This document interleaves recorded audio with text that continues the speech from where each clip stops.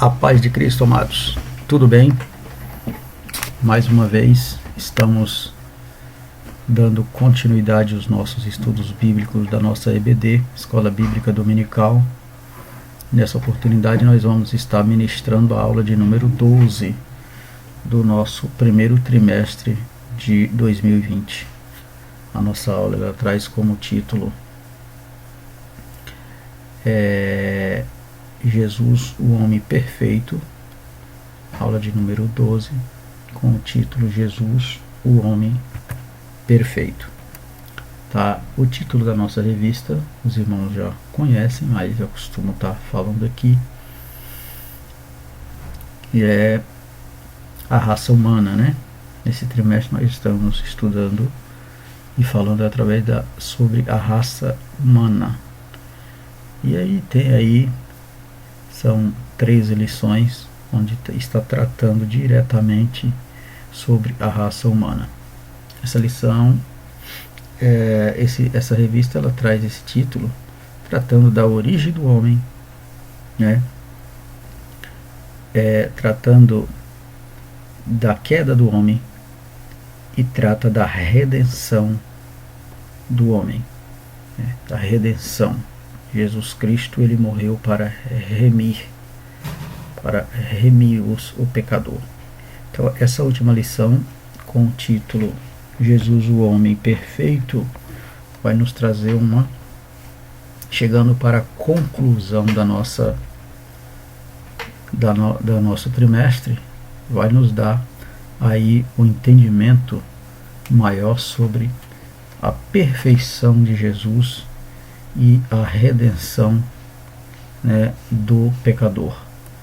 Muito bem, esta aula é do dia 22 para o dia 22, no caso, né, de março, próximo domingo, primeiro trimestre. Sou o seu irmão em Cristo, Alba Edson Gomes Livramento. Com esse nome você vai nos encontrar aí no nosso canal no YouTube. Peço a sua cooperação e nos ajude aí, né, divulgando esse trabalho nas suas redes sociais. Muito bem.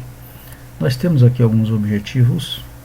Esta aula nós vamos tratar objetivo geral, classificar que Jesus Cristo é igual ao Pai e semelhante a nós, ou seja, divino e humano.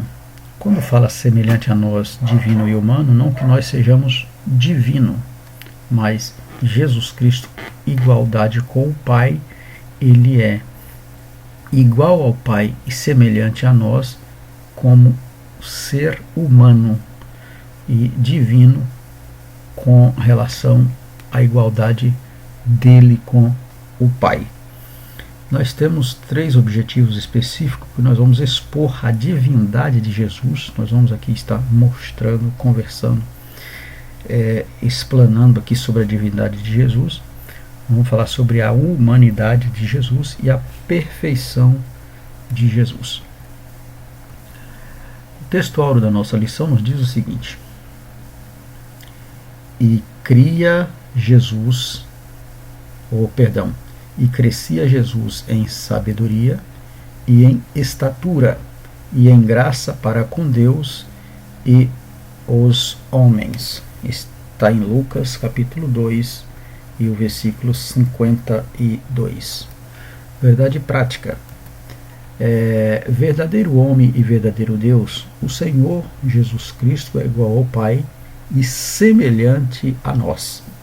Sua divindade e humanidade não são aparentes, são reais, perfeitas e plenas. Então, nós temos aqui um texto, uma leitura do nosso textuário, que eu costumo chamar de versículo-chave, quando vai nos dizer que Jesus crescia em sabedoria e em estatura e em graça. Muito importante termos esse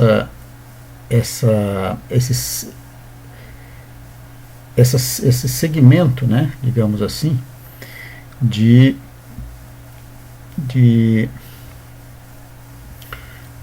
propriedades, né? porque a sabedoria é uma coisa muito importante na vida do homem. O apóstolo Tiago vai nos falar que quem quer a sabedoria, busque do alto, peça a Deus, entendeu? Então nós temos aqui um versículo que vai dizer que essa sabedoria, o Senhor Jesus crescia com essa sabedoria, e ao tempo que ele ia crescendo em estatura, também ele tinha graça. E o importante é que esta graça, ele crescia em graça para com Deus. Deus, ele dava uma alegria ao Pai. Quando ele cresce em graça para com Deus, ele dava esta alegria ao Pai, ao Eterno. E também os homens que estavam ao seu redor via nele também, tinha esses bons olhos nele, né? Conhecemos a história e sabemos que muitos o odiavam, mas ele tinha os seus adeptos, digamos assim, os seus seguidores, aqueles que conheciam, que reconheciam que ele, Jesus, era o verdadeiro homem e o verdadeiro Deus, né? O Senhor dos senhores, como fala na sua palavra. Na verdade prática vai nos dizer que, como homem, ele sendo o verdadeiro homem e o verdadeiro Deus, ele era igual ao Pai, semelhante a nós conforme acabamos de falar, no sentido humano, como ser humano, mas na divindade, né, ele era igual ao Pai. Louvado seja o nome do Senhor. Isso é interessante nós entendermos isso, para que nós possamos reconhecer o Senhor Jesus como nosso Salvador, quando nós atribuímos a Ele a mesma substância do Pai. Tá bom? Vamos adiante. A nossa leitura bíblica em classe se encontra no livro de Lucas, no capítulo 2, versículo 40 ao 52. Não vou estar lendo como de costume para ganhar tempo. Aconselho que você faça essa leitura. Se isso não aconteceu ainda, faça agora, dá uma pausa no seu vídeo e faça essa leitura. Ela será bastante proveitosa para o entendimento da nossa videoaula. Muito bem, a introdução da nossa lição vai nos dizer o seguinte: se na lição passada estudamos sobre o homem do pecado, hoje enfocaremos a encarnação do Filho de Deus como o Filho do homem. Então, nós vamos enfocar essa lição, né, do Filho de Deus, da encarnação. Não é reencarnação, porque Jesus não veio aqui, morreu e reencarnou para voltar aqui. Não. Jesus, ele encarna, ele encarnou. Então ele não é a doutrina da reencarnação, como tem aí uma doutrina que fala sobre a reencarnação. Então ele encarna a encarnação do Filho de Deus como o Filho do homem. Quem é o homem? Esse caso aqui, com letra maiúscula, está falando do próprio Deus, o Filho de Deus. Tá? Então, quando ele, aqui nesta imagem, mostrando aqui o nascimento, conhecemos o processo do nascimento de Jesus, que ele, através de um ato milagroso, um ato de sobrenatural, ele fecundou no ventre de Maria pelo Espírito Santo. Se nós podemos dizer assim, aqui a palavra fecundação, para um entendimento melhor aí dos nossos ouvintes, né, dos nossos internautas, mas na verdade ele gerou, não seria a palavra fecundar, seria a palavra gerar, mas eu usei a palavra fecundação para que nós possamos entender. Então ele foi gerado no ventre de Maria de uma maneira sobrenatural. Porém, de uma maneira natural, ele cresceu, né, no ventre e ele deu à luz de uma maneira também natural. A luz foi dada à luz de uma maneira normal, como todas as mulheres. Porém, ele foi gerado de uma maneira sobrenatural, ou seja, não teve o conhecer do homem com a mulher, o processo do ato sexual. Isso não existiu. Então, ele foi gerado desta maneira. Tá certo? Muito bem, vamos adiante. Continuando a nossa leitura, apresentaremos o Senhor Jesus como o ser humano perfeito. Nele que devemos pensar, falar e agir. Já de início, deixaremos bem claro que a humanidade de Jesus não era aparente, mas real. Tá? Então, é interessante isso. Nós entendemos que não existia algo de aparência ou algo fictício, não. A humanidade de Jesus, como ser humano, foi real. Ele foi gerado de uma maneira sobrenatural. Conhecemos a passagem bíblica que o anjo aparece a Maria e diz para que ela ter bom ânimo, que ela tinha sido agraciada. Louvado seja o nome do Senhor. Então, esse processo foi sobrenatural. Porém, como ser humano, como humano, ele existiu, não de como uma aparência, mas de uma forma real, de uma forma real. E em tudo era semelhante a nós, exceto quanto ao pecado. Então, a leitura aqui do nosso versículo continua dizendo, na nossa lição, continua dizendo que ele em tudo foi semelhante a nós, porém, sem pecado. Ele não pecou, tá? Exceto quanto ao pecado. Ele não pecou. Então, suas duas naturezas, a divina e humana, não se conflitavam, tá? Mas perfeitíssima e harmônicas. Perfeitíssima e harmônicas. Uma jamais eliminou a outra. Ou seja, as duas naturezas dele, de Cristo, como humana e divina, uma não sucumbia à outra. Uma não entrava em conflito com a outra, porque as duas tinham as mesmas características como verdadeiros. Tá? Ele, como ser humano, ele era verdadeiro homem, e como Deus, ele era verdadeiro Deus. Por esse motivo, ele tinha a mesma consistência ou a mesma substância, na sua natureza. Muito bem. É por esse motivo que somente ele pode salvar o pobre e miserável pecador. Que o Espírito Santo nos ajude a compreender esta maravilhosa e imprescindível doutrina da Bíblia Sagrada. Isso aqui é muito importante, amados. Tá? Quando diz que o Espírito Santo nos ajude a compreender.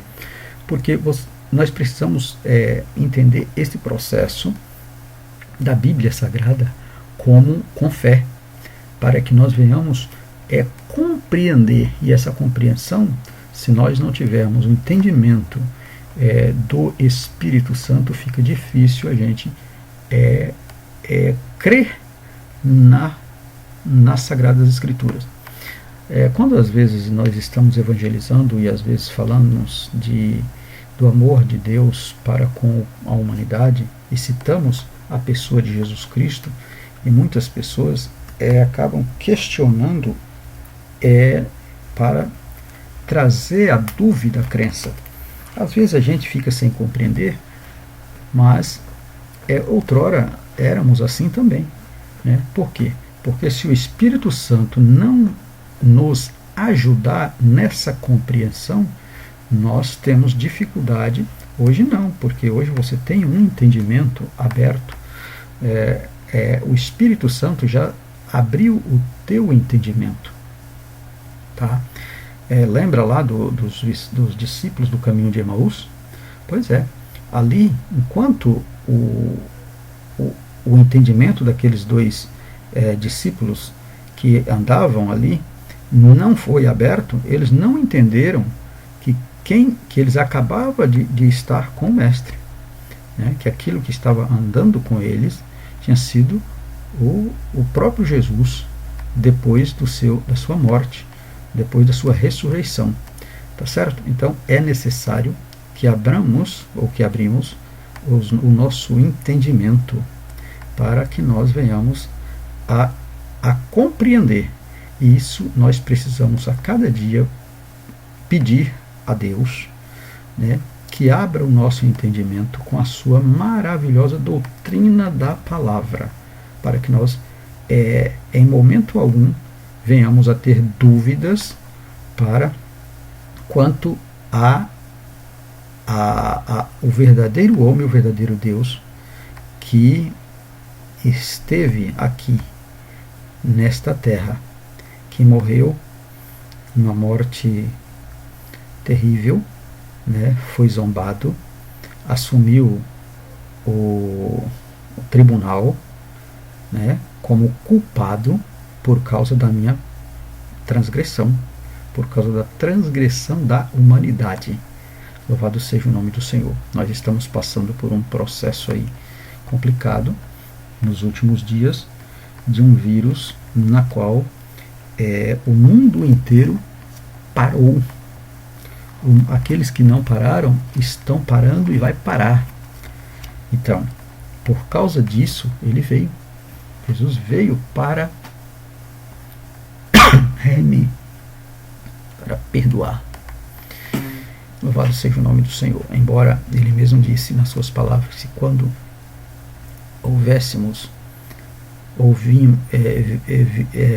víssemos essas coisas, que nós não ficássemos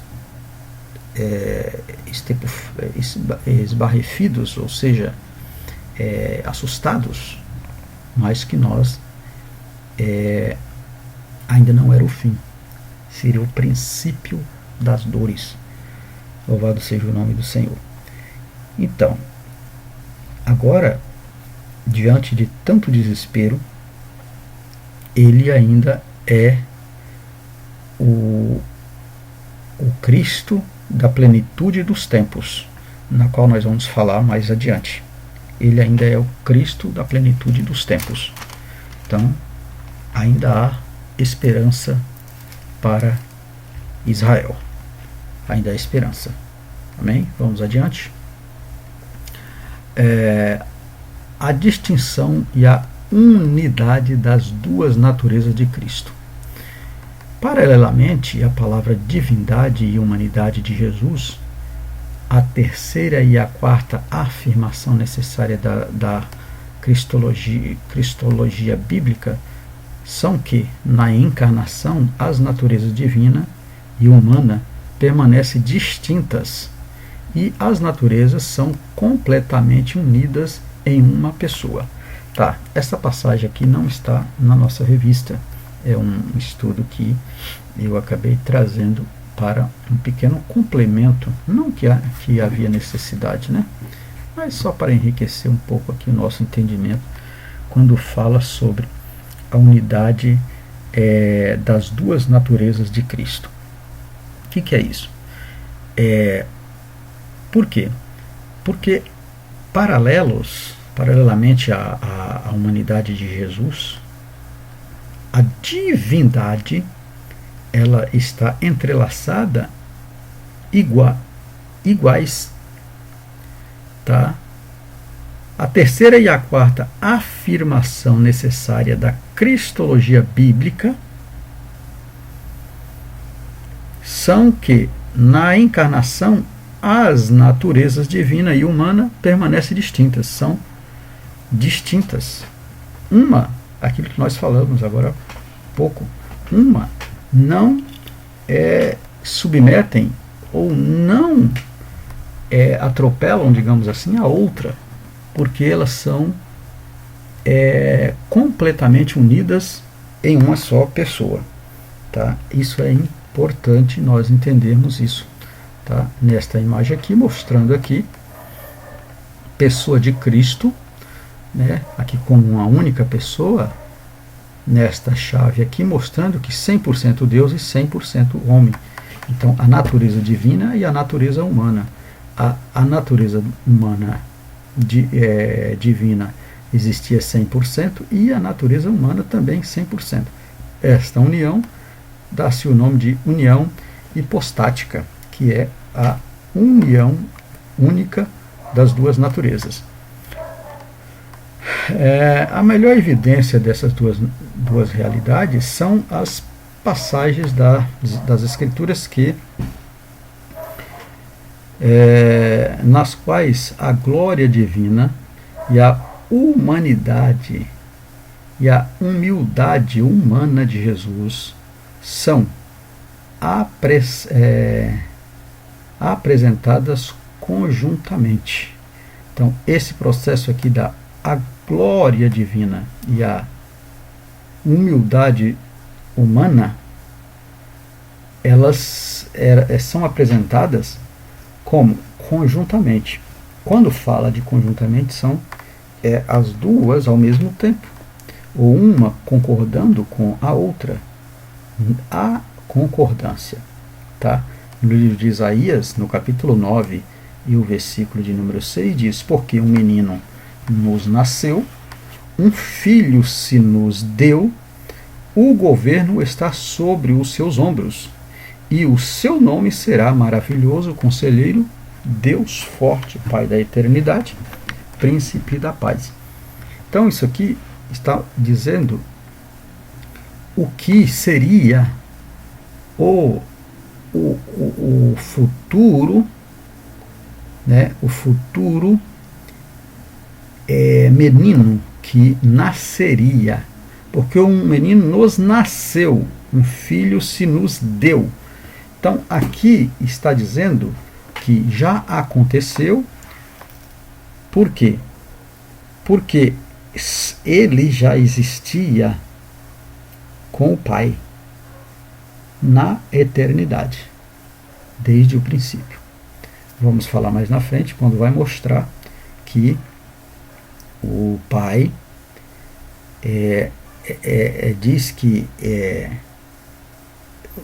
quando fala lá em João, no capítulo 1, versículo 1, que ele era o Verbo, né? O Verbo era Deus, e o Verbo estava com Deus. Então vai nos mostrar essas passagens, quando vai nos afirmar que ele foi prometido desde o início, de antes da existência da formação do mundo. Muito bem. Jesus, verdadeiro Deus. Primeiro tópico, temos aqui 3 subtópicos. Quando vai dizer que o primeiro tópico, sua eternidade com o Pai, seus atributos, grandezas e perfeição, e o seu esvaziamento da sua glória, mas não da sua divindade. Vamos entender isso aqui, o que quer dizer. Professamos que o Senhor Jesus era e é perfeitamente humano e perfeitamente divino. Pois é, vimos que ele tem as duas naturezas, humana e divina, 100% cada uma. Não isso quer dizer que ele é 200%, não. Ele é 100% homem e 100% Deus. Ele é completamente homem, ele é verdadeiramente homem e verdadeiro Deus. Louvado seja o nome do Senhor. Ele não era meio homem, nem meio Deus, mas totalmente homem e totalmente Deus. É o que eu acabei de falar. 100%. Tá certo? Vamos adiante. Alguns atributos aqui, né? Essa passagem também não se encontra lá, mas alguns atributos, eu chamei de atributos de Jesus como verdadeiro Deus. Tá? Ele é salvação. Ele é salvação. Lembra que eu falei sobre o pecado? Então, esta imagem aqui mostrando que ele carrega a cruz, né? Essa cruz representando aqui o pecado para salvar. Então, isso é um atributo de Cristo. Como que ele faz isso? Pelo amor de Deus. Deus amou o mundo de tal maneira que deu seu Filho único para todo aquele que nele crê, não pereça, mas tenha a vida eterna. E como que eu creio nisso? Lendo as Escrituras. Esta imagem aqui mostrando um livro aberto, representando as Escrituras. Creio nisso lendo as Escrituras sagradas. O Espírito Santo fala comigo. Por esse motivo, eu conheço o verdadeiro Deus. Tá bom? Isso é um atributo de Cristo. Perdão, ele perdoa pecado. Pois é, ele perdoa através do perdão e também através da sua maravilhosa graça. São atributos que ele disponibiliza para o pecador, para que nós venhamos reconhecer ele como verdadeiro Deus, verdadeiro homem. Sua eternidade com o Pai. O Senhor Jesus, como unigênito de Deus, não somente é eterno, como também é Pai da própria eternidade. O versículo que eu acabei de ler, em Isaías capítulo 9, versículo 6, quando fala que esse menino, ele nasceu, ele foi nos dado com principado, e está sobre os seus ombros responsabilidade grandíssima, que é ser o maravilhoso, né? Maravilhoso conselheiro, Deus forte, Pai da eternidade e príncipe da paz.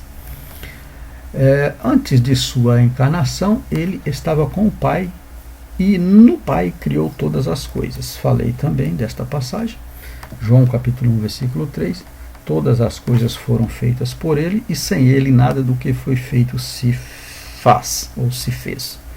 Nada. Pois é, ele era desde o princípio. Então, como natureza divina, ele já era desde o princípio com o Pai, embora ainda não tinha sido revelado, como na sua encarnação. Ele não existia ainda quando Isaías profetiza, né? Quando Isaías faz essa profecia, mas ele já existia com o Pai, porque no livro do Gênesis, no capítulo 1 e o versículo 1, vai nos dizer também, uma reflexão ou uma projeção a João capítulo 1, versículo 3, que no Gênesis diz que no princípio criou Deus os céus e a terra era sem forma e vazia. Havia trevas na face do abismo, e o Espírito de Deus se movia sobre a face das águas. Então, esse é o Espírito de Deus. É o Espírito Santo que foi prometido por Jesus, que mandaria para que os discípulos não ficassem sós, mas que seria o Consolador. Então, este mesmo Espírito que estava com Deus lá na criação, lá no princípio, quando ele criou o céu e a terra, é o mesmo Criador, que fala aqui que todas as coisas foram feitas por ele, e sem ele nada do que foi feito se fez. Tá? E os seus atributos e grandezas e perfeições? Jesus Cristo é a fonte da vida. João capítulo 1, versículo 4 diz que ele é a fonte da vida. Pois é, nessa passagem bíblica nós conhecemos que ele tem um encontro com aquela mulher, né?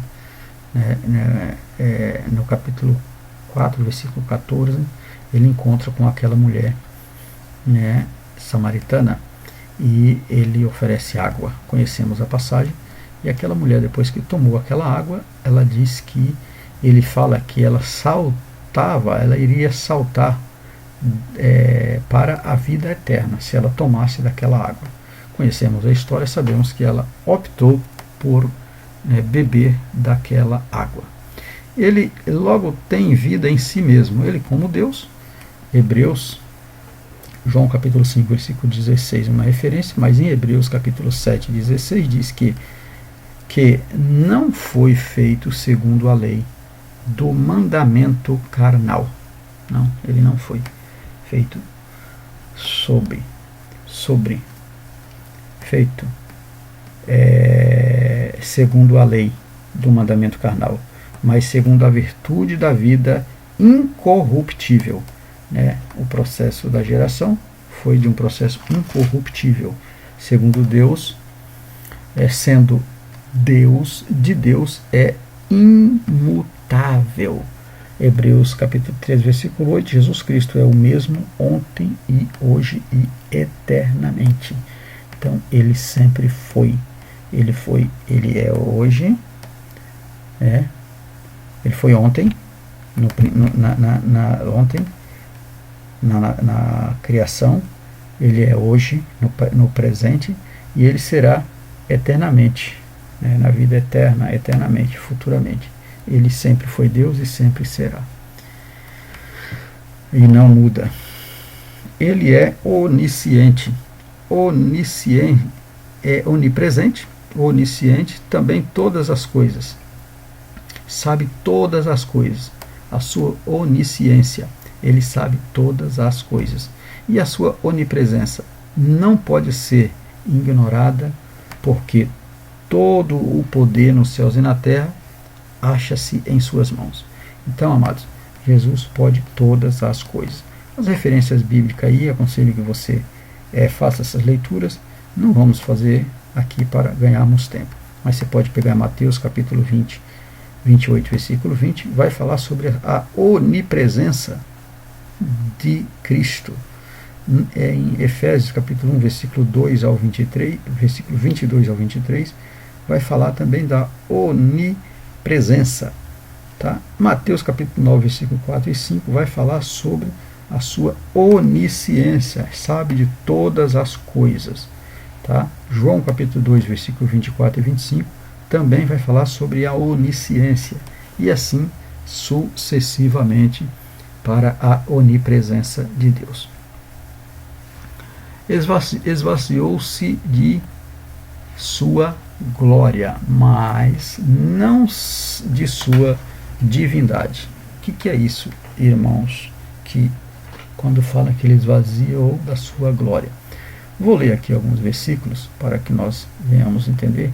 Em Filipenses, no capítulo de número 2, versículos 5 ao 11, diz assim: de sorte que haja em vós o mesmo sentimento que houve também em Cristo Jesus, que sendo em forma de Deus, não teve por usurpação ser igual a Deus, mas aniquilou-se de si mesmo, tomando a forma de servo, fazendo-se semelhante aos homens, e achando na forma de homem, humilhou-se a si mesmo, sendo obediente até a morte e morte de cruz.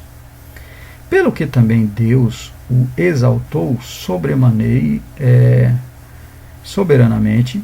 e lhe deu um nome que é sobre todo o nome, para que ao nome de Jesus se dobre todo o joelho dos que estão nos céus e na terra e debaixo da terra, e toda língua confesse que Jesus Cristo é o Senhor, para a glória de Deus Pai. Muito bem. Quando fala aqui na nossa lição, quando de sua encarnação no ventre puro e virginal de Maria, o Filho de Deus não se esvaziou da sua divindade, mas sim de sua glória. O que é isso? O versículo que nós lemos está dizendo que Jesus Cristo, ele sendo Deus, ele não usurpou, ou seja, ele não fez como Deus. Ele não quis tomar ou se colocar como Deus. Não. Embora tendo direito nos céus, ele se fez. Tá? O versículo 7 diz que ele se fez semelhante aos homens. Ele aniquilou de si mesmo. Ele não quis ter o direito como filho e ao mesmo tempo como pai da eternidade. ao mesmo tempo de ser igual a Deus, que nós falamos que ele é igual a Deus, mas ele não se colocou na posição de ser igual a Deus, mas ele se aniquila dessa sua posição, ele toma a forma de ser servo, servidor, de ser servo de Deus, e se faz homem, semelhante aos homens. E nesta sua humilhação, ele é encarnado. Aqui nesse processo aqui é a encarnação de Jesus. É nesse interim, nesse processo, é que ele encarna e habita entre nós. Louvado seja o nome do Senhor. Ele toma a forma de homem, né, quando ele é gerado no ventre de Maria, através do sobrenatural, do processo sobrenatural. E achando-se em forma de homem, humilhou-se a si mesmo, sendo obediente até a morte e morte de cruz. Tá? Quando ele se toma a forma de homem, ele é obediente ao Pai e depois vem a recompensa, né? É colocado sobre ele o nome que é sobre todos os nomes. E a Bíblia diz que se eu crer neste nome, eu não morro, mas eu tenho a vida eterna. Louvado seja o nome do Senhor. Então, é isso, amados irmãos. E o versículo 10 vai nos dizer que todo joelho se dobre. Todo joelho dos que estão no céu e dos que estão na terra. Tá? Debaixo da terra. Será um dia que todo joelho se dobre diante dele. E irá confessar que ele é o Cristo e o Senhor. Para quê? Para a glória de Deus. Ele, em momento algum, ele disse que é para a sua glória. Em momento algum, Jesus, como homem e como Deus, ele disse que ele é para a glória de Jesus, para a sua glória não, é para a glória de Deus Pai, para aquele que o criou. Louvado seja o nome do Senhor. Muito bem, dando continuidade, conforme podemos atestar pelos versículos já mencionados, o Senhor Jesus em seu ministério terreno, fazia um uso de seus atributos divinos sempre que necessário. Pois é, sempre que necessário, ele usava esses atributos. Nesta imagem nós vemos aqui o Pai, Deus é o Pai, Filho também é Deus, e o Espírito Santo também é Deus. Pai, Filho e Espírito Santo. Os três entrelaçados são um. Então, ele como homem, aqui como filho, a sua natureza era divina. Está vendo aqui? Natureza era divina. E se era divina, ele tinha a eterna, e ele era imutável, como filho de Deus. Né? E como filho de Deus, ele aqui estava usufruindo da natureza divina. Olha, eterno, líder, resumo da divindade. Tá? Então, como eterno, ele era divino. Também, aqui também, como Pai, eterno mediador da redenção. Ele é o eterno mediador da redenção. Aquele que crê não merece, mas será salvo. Né? Será salvo. Eterno agente, resumo da atuação. Então, ele é eterno. O Espírito Santo atua. Então, como eterno, como uma pessoa, o Espírito Santo é o agente desse processo de ser eterno, de fazer parte da tríplice, né, divindade, né, Pai, Filho e Espírito Santo, da Trindade Santa, da Trindade. Então é isso. A natureza humana de Cristo, gerada, mutável, muda, com natureza humana, Então ele era dependente, como natureza humana gerada, que ele foi gerado no ventre de Maria, então ele era mutável e era dependente, porque ele falou lá no Getsemane, ele falou: Pai, todavia não seja a minha vontade. Primeiro ele diz: Pai, se possível, passa de mim esse cálice. Aí depois ele fala: todavia não seja a minha vontade, mas a tua. Então ele está usando esse processo aqui, ó, como gerar, como filho que foi gerado, ele tem a natureza humana. Por esse motivo, com essa natureza gerada, é mutável e ele é dependente. Então, por isso, ele não se colocava como Deus, embora sendo Deus. Mas ele diz, né, eu dependo de Deus. Eu acho muito importante isso aqui, que muitas pessoas se acham o tal e se coloca na condição de independente, e às vezes não quer depender nem de Deus. São pessoas até, muitas vezes, que se acham muito superior a outras pessoas. Mas nós temos que depender de Deus. Tá bom, amados? Vamos adiante. Em sua oração sacerdotal, ele reivindica junto ao Pai não a sua divindade, mas a glória que, desde a mais remota eternidade, desfrutara no perfeitíssimo e infinito século no infinito círculo da Santíssima Trindade. Então, isso é o que eu acabei de falar.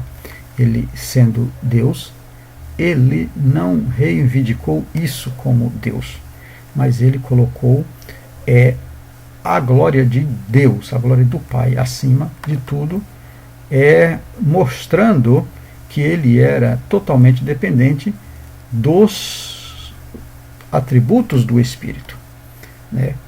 Então é isso, amados, é isso. Quando nós nos colocamos na dependência de Deus, as coisas acontecem, porque Deus é Espírito e a Bíblia diz que ele procura os verdadeiros adoradores que o adoram em espírito e em verdade. Seus discípulos sabiam que ele era e é Deus. Você vai encontrar isso em Mateus capítulo 14, versículo 33, no livro de João, capítulo 1, versículo 49 e versículo 20 e versículo 28. Capítulo 20, versículo 28, tá bom? Vamos adiante.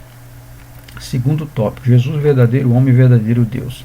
5 subtópicos aqui vai dividir, não vou ler cada um deles, mas vamos partir logo para o primeiro. Jesus estava no seio do Pai. Tudo o que eu vou falar aqui praticamente já foi dito, né? Ele estava no seio do Pai, ele foi falado desde o Antigo Testamento, trazendo como Messias que em breve chegaria. Nós vemos isso que todos os livros da Bíblia Sagrada vêm apontando para Deus, apontando para Cristo, né? Nós vemos, antes da encarnação, o Senhor Jesus achava-se no seio do Pai. Nós vamos ver em João capítulo 1, versículo 18, nós vamos ver em João capítulo 1, versículo 3, falando lá sobre o Pai da eternidade, nós já falamos aqui, e assim sucessivamente. Então, como Jesus estava no seio do Pai, ele era desde o princípio. E nós vimos, já falamos a respeito do assunto, quando Isaías profetiza ali, capítulo 9 e o versículo 6, que viria ele como príncipe da paz, rei, Senhor dos senhores, e o Deus que estava por vir para remir esta nação. Muito bem. Profetizado no Antigo Testamento. Vemos aqui, né, a primeira vez que nas profecias, que na Bíblia Sagrada fala sobre a profecia do Messias, né, do menino que viria, de Jesus, fala sobre, lá em Gênesis capítulo 3, versículo 15, que vai falar que da semente da mulher viria um que pisaria a cabeça da serpente. Então essa é a primeira profecia bíblica falando do Senhor Jesus. Malaquias vai falar que ele é o sol da justiça, capítulo 4, versículo 2 de Malaquias, e Mateus, no capítulo 1, versículo 1, Gênesis capítulo 12, versículo 1 e 3, 2 Samuel capítulo 7, versículo 16, vai falar sobre a história, né, das duas alianças da história sagrada entre Abraão e Davi, e isso trazendo, né, apontando para Cristo, né, na aliança abraâmica. Aqui vai falar sobre a aliança abraâmica, capítulo 12, versículo 1 ao 13, vai falar sobre a terra, descendência e bênção. Quando fala sobre isso, nós vemos aqui que, como bênção, o Senhor faz promessas a Abraão, né, quando pede para que ele saísse da terra, da sua parentela, da casa do seu pai, para uma terra que ele iria conhecer, que Deus ia mostrar essa terra. E lá ele faz promessas para ele. Ainda nessa situação, ele faz promessas. Ele quem? Deus faz promessa para Abraão, dizendo que ele seria pai de uma grande nação. E aqui tem 7 bênçãos aqui para esta nação. Vamos destrinchando isso aqui e vamos ver que aponta aqui para a bendita família da terra, que vem aí a família de Deus através de Jesus Cristo, dessa linhagem aqui abraâmica, a linhagem davídica, né, mostrando aí o Rei dos Reis. Encarnação no Novo Testamento. O Filho de Deus tornou-se de fato carne, né? Aqui nós vemos que, lá no versículo que nós lemos, João capítulo 1, versículo 14, nós vemos aqui o processo da encarnação, que quando ele é gerado, aí ele se torna, né, carne para estar no processo de geração. Sua humanidade, ele é gerado, né, como ser humano. Não era ilusório, é real. Então esse processo foi real, não foi ilusório, e também não foi o processo da encarnação. Isso foi natural, né? Ele agora, depois que ele é gerado, eu falei em fecundação para nós entendermos, mas ele não foi fecundado de um processo normal, mas de uma ação sobrenatural. Ele foi gerado no ventre de Maria. Aí sim, a partir daí, ele começa o processo da humanidade. Concebido sobrenaturalmente, e seu nascimento foi tão natural quanto ao nosso, né? Quanto o nosso. Então, aqui o seu processo a partir daí foi natural. Ele nasce, e a Bíblia diz que ele sentiu dores e incômodos, né? Ele incomodava com a situação, né, do povo. Ele incomodava com os falsos mestres, com os fariseus. Ele falava, ele teve fome, ele teve sede, ele sentiu agonia. Nós vimos isso no jardim, né, no Getsemane. Experimentou profundas tristezas, né, quando ele diz: Pai, se possível, passa de mim esse cálice, ou essa tribulação, mas todavia não seja a minha vontade, e sim a tua vontade. Então ele está falando aqui como Deus, ele não se colocou na situação, porque ele poderia ter pedido ao Pai que ele realmente aliviasse ele daquela situação, mas ele, né, não quis usufruir disso. Ele diz: mas não é a minha vontade, e sim a tua vontade, ó Pai.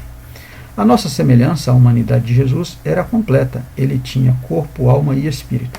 Então Jesus, como semelhança de humanidade, era completa.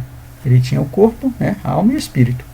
Você vai encontrar em Mateus capítulo 27, versículo 58, Marcos capítulo 14, versículo 34, e depois Mateus novamente, capítulo 27, versículo 50. Afirmamos que a humanidade de Jesus era perfeita, em nada diferia a nossa, exceto quanto ao pecado. Então, já falamos isso aqui, tudo era igual, a diferença é que ele não pecou. Plenitude dos tempos, amados. Aqui vamos falar um pouquinho. Jesus nasceu na plenitude dos tempos. O que é isso? Vamos ler para a gente entender. Ao escrever o livro de Gálatas, afirmou Paulo que, vindo à plenitude dos tempos, Deus enviou seu Filho nascido de mulher, nascido sob a lei, para remir os que estavam debaixo da lei, a fim de receber a adoção de filhos. O que é isso? Gálatas capítulo 4, versículo 4 e versículo 5. Quando o apóstolo Paulo fala que ele vem na plenitude dos tempos, Deus enviou seu Filho, nascido de mulher, ele diz assim, ó, nascido sob, ou seja, debaixo da lei, sob a lei, debaixo da lei, para remir os que estavam debaixo da lei, para remir, para salvar, na plenitude dos tempos. Então, que tempo é esse?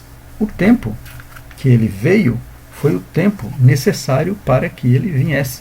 Então, ele não veio, não foi ele não veio como carne e no corpo, lá no princípio, porque não havia necessidade. Deus traz a revelação de Cristo no tempo necessário. No tempo necessário. E que tempo é necessário esse?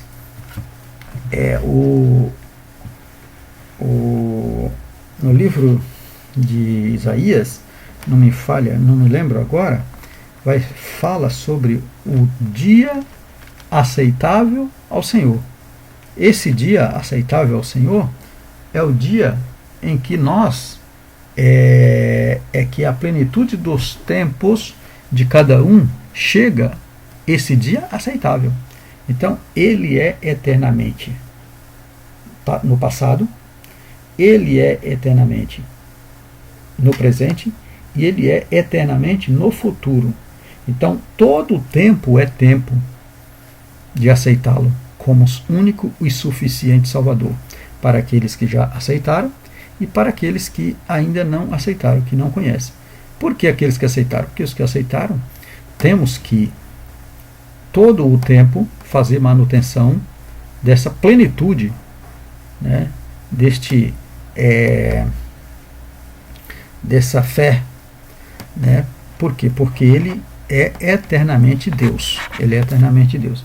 Em sua presciência, Deus levantou 3 significativos povos e culturas a fim de preparar o mundo para recepcionar o seu filho. Está vendo aqui? Acabei de falar. Então, presciência de Deus, ele levantou povos e cultura. Para quê? Para preparar o mundo para receber, para recepcionar o seu filho. Embora o mundo está a cada dia em desespero, mas são pontos que precisam ser preparados para a recepcionar o Filho de Deus, porque ele virá. A Bíblia diz que ele virá como um ladrão, que ele não irá avisar neste dia. E para compreender na divulgação universal do Evangelho, Israel, através das sinagogas, espalhado por todas as nações. Então, lá na época, a plenitude dos tempos foi para Israel. Para Israel, essa plenitude dos tempos eram através das sinagogas. Ele pregavam, ensinavam nas sinagogas. Na Grécia, por intermédio dos idiomas e filosofias, exames naturais das coisas plenas, luz natural da razão, e assim sucessivamente. Cada época é usado a tecnologia da época para a revelação dessa plenitude, deste tempo. Tá? Então, é isso, amados irmãos. Em Roma, por meio de suas leis e governos, e estradas de excelentes qualidades, nós vemos lá, em Roma. Então, cada época e cada situação, cada tempo tem um tempo de plenitude deste tempo que ele é chegado. Tá bom? Vamos adiante.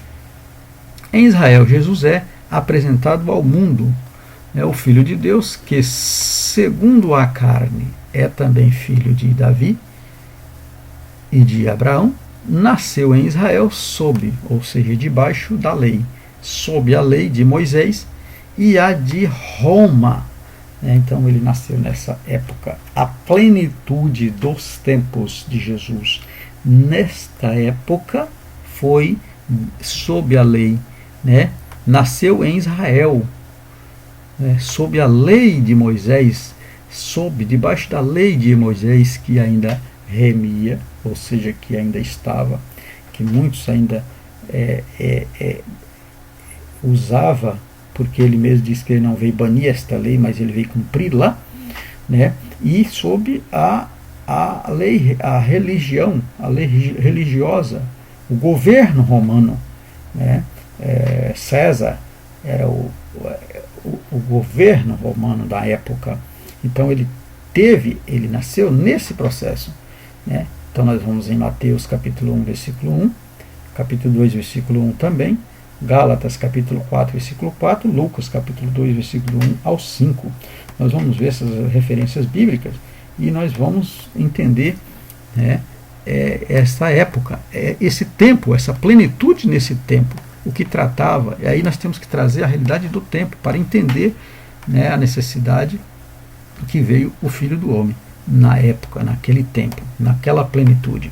Tendo ele uma educação harmônica e perfeita, tanto diante de Deus quanto dos homens, iniciou-se o seu ministério aos 30 anos de idade. E conforme veremos na próxima tópico, o Senhor Jesus foi em todas as coisas perfeito, o mais perfeito dos homens. O mais perfeito dos homens. Muito bem, vamos falar aqui sobre a perfeição de Cristo nos 3 subtópicos do último tópico desta aula. A humanidade de Jesus, o último Adão, e a perfeição espiritual e moral de Jesus. Humanidade de Jesus, amados. Afinal, o Senhor Jesus era ou não um ser humano semelhante a nós? Essa é uma pergunta. Afinal, ele era ou não um ser humano semelhante a nós? E a resposta é sim, sim.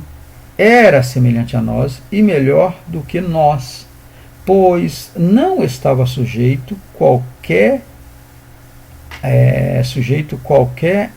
ao pecado original, quer ao experimental. Então ele não estava sujeito a nenhum pecado, nem ao original e nem qualquer pecado que pudesse experimentar. Não estava sujeito. Na sua humanidade, Jesus Cristo a sua humanidade não era aparente. Era tão real quanto a nossa. Então, na humanidade como ser humano, não era algo fictício, não foi um mito. A palavra a doutrina, isso que nós cremos, não é um mito, ele é real. Então ele existiu como carne e osso, porém divino, divino. Em momento algum ele usou a sua divindade para suprir suas carências humanas. Pois em momento nenhum ele usou o sobrenatural como divino para atender a sua necessidade própria, não. Muito pelo contrário, ele sempre transformou pães, pedras em pães, fez brotar água da rocha, sempre para aliviar a fome e a sede de outras pessoas. Todo milagre que ele fazia foi em favor do que o procurava, ou mediante a necessidade. Para que ele fazia isso? Para a glória de Deus, e não para a sua própria, para a glória de Deus. Como Adão, o último Adão. O primeiro Adão fracassou no Éden. O último Adão triunfou no deserto e no Calvário. Conhecemos muito bem estas passagens. Triunfou no deserto. No deserto, Mateus capítulo 4, versículo 1 ao 11, vai nos falar sobre ele foi levado ao deserto para ser tentado por Satanás, e Satanás lá começou a querer, né, achar que ele iria se vender por alguma coisa. Conhecemos a passagem, quando a primeira tentativa foi para que ele transformasse pedras em pão. E ele disse que não só de pão viveria o homem, mas de toda palavra que sai da boca de Deus. Vamos ficar sempre com estas palavras. No Calvário, nós sabemos que lá no Calvário, ele, né, teve ele também não fracassou, ele buscando, né, com Deus, e Deus concedeu vitória. Por quê? Porque Deus tinha um plano para o povo, seu povo, através para remir pecado através do seu filho. Embora divino, Jesus não era menos humano que Adão. Na plenitude de sua humanidade, venceu todas as tentações por nós, para que nele fôssemos vivificados. 1 Coríntios capítulo 15, versículo 45. Através dele, né? Nele nós somos vivificados, através dele. Quando olhamos para o Senhor Jesus Cristo, concluímos que a humanidade não foi um fracasso, porque apenas nele somos plenamente redimidos. Pois é, amados, só nele, não há outro para nos perdoar, para redimir, para aliviar a nossa transgressão diante de Deus, tá? A perfeição espiritual e moral de Jesus. Como já frisamos, o Senhor Jesus, embora dotado de uma natureza humana igual à nossa, jamais esteve sujeito ao pecado original, nem ao pecado experimental. Falamos isso aqui agora há pouco. Ele jamais esteve sujeito ao pecado, embora foi tentado, mas ele não sequer passou próximo disso. Jamais ele esteve sujeito a pecar, tá bom?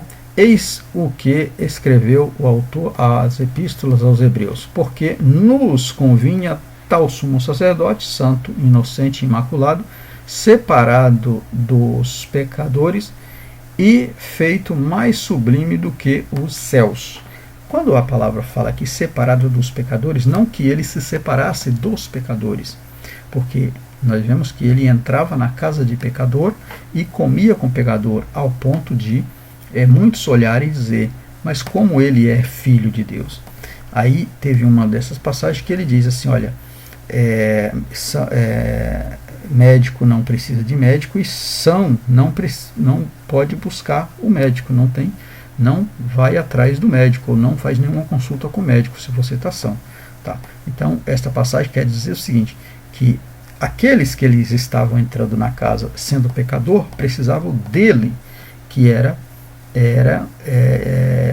sacerdote, né? Sumo sacerdote, santo, inocente, imaculado.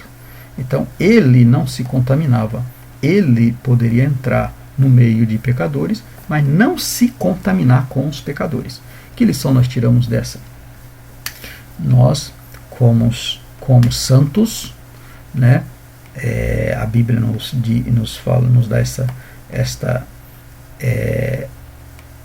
dá esse direito de dizer, como santo, nós podemos também, né, nos aproximar ou de estar com o pecador, mas abster do pecado, né, para falar, não para testar a nossa capacidade, mas você pode estar, né, com a graça de Deus, levando a sua palavra em lugares de imoralidades, de pecados, mas, né, não pecando,